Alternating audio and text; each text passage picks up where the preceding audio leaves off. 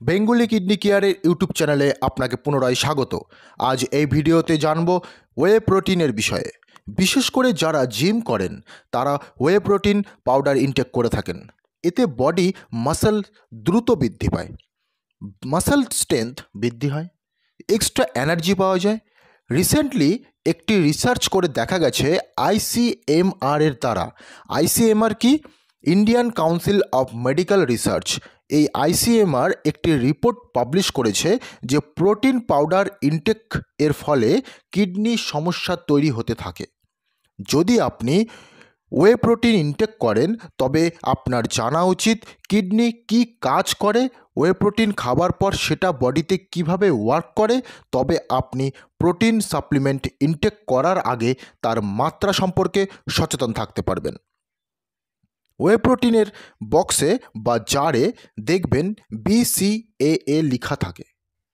এই BCAA হলো branch chain amino acid. এই অ্যামিনো অ্যাসিড বডিতে মাসলকে রিপেয়ার করার কাজ করে। আপনি জিমে গিয়ে ওয়েট ওয়ার্কআউট করার পর মাসল ডিভাইডেড হতে থাকে, অর্থাৎ মাসল ফাটতে থাকে। এই মাসলকে রিপেয়ার না করলে নেক্সট ডে আপনি জিম ওয়ার্কআউট করতে পারবেন না। তাই বডি বিল্ডাররা বা যারা জিম ওয়ার্কআউট করে থাকেন তারা ওয়ে প্রোটিন পাউডার খেয়ে থাকেন, কারণ এটা মাসলকে বুস্ট আপ করতে থাকে প্রতিনিয়ত। কিন্তু আমরা জেনে বা না জেনে এর কোয়ান্টিটি বেশি মাত্রায় নিয়ে থাকি বডি ফাস্ট গেইন করার জন্য। এতে আপনার বডিতে প্রচুর পরিমাণে প্রোটিন যেতে থাকে। এই প্রোটিনকে লিভার ব্রেকডাউন করে ইউরিয়া তৈরি করে।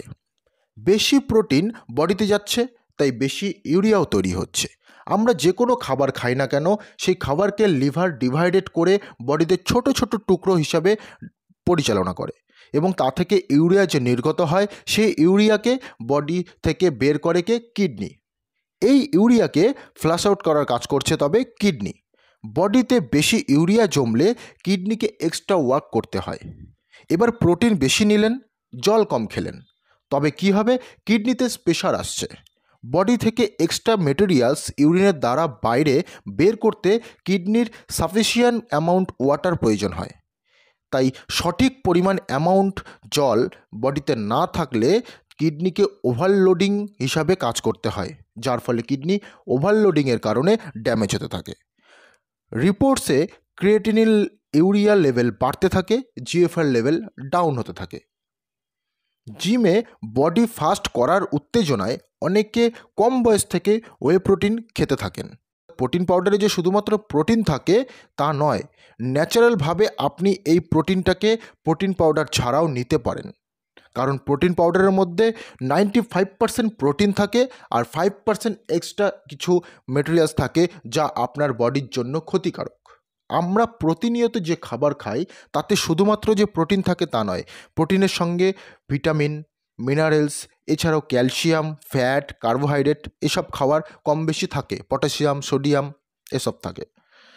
যদি আপনি ন্যাচারালভাবে দুধ, ডিম, মাছ, মাংস, শাকসবজি এসব খান, এগুলিতে সব কিছুই পাবেন যা বডিতে খুব ফাস্ট কাজ করে আর কিডনি সুস্থ থাকে। একজন বডি বিল্ডার যিনি ওয়ে প্রোটিন খাচ্ছেন তার সাথে একজন প্রপার ডায়েটিশিয়ান এবং প্রপার নিউট্রিশিয়ান থাকে, যিনি তাকে সঠিকভাবে পরামর্শ দেন, যার ফলে তাদের তেমন কোনো সমস্যা আসে না। কিন্তু শুধুমাত্র বডি করার উদ্দেশ্যে যারা অল্প বয়স থেকেই ওয়ে প্রোটিন খাওয়ার শুরু করে দিয়েছেন তারা অবশ্যই ডক্টরের পরামর্শ মেনেই প্রোটিন পাউডার সেবন করবেন। কিন্তু এমন কিছু ব্যক্তি আছেন যারা কারোর পরামর্শে বা কোনো একজন ভালো হেলথ বানিয়েছে তার পরামর্শে প্রোটিন পাউডার সেবন করা শুরু করে দিয়েছেন। তাদের উদ্দেশ্যে আমার পরামর্শ এটাই যে আপনারা ন্যাচারাল প্রোটিন ইনটেক করুন, তাতে আপনার কোনো সমস্যা ভবিষ্যতে আসবে না। দেখুন, সমস্যা একদিনে তৈরি হয় না, ধীরে ধীরে সমস্যা তৈরি হয়। আশা করছি ভিডিওতে আপনাকে বোঝাতে পেরেছি পুরো বিষয়টি।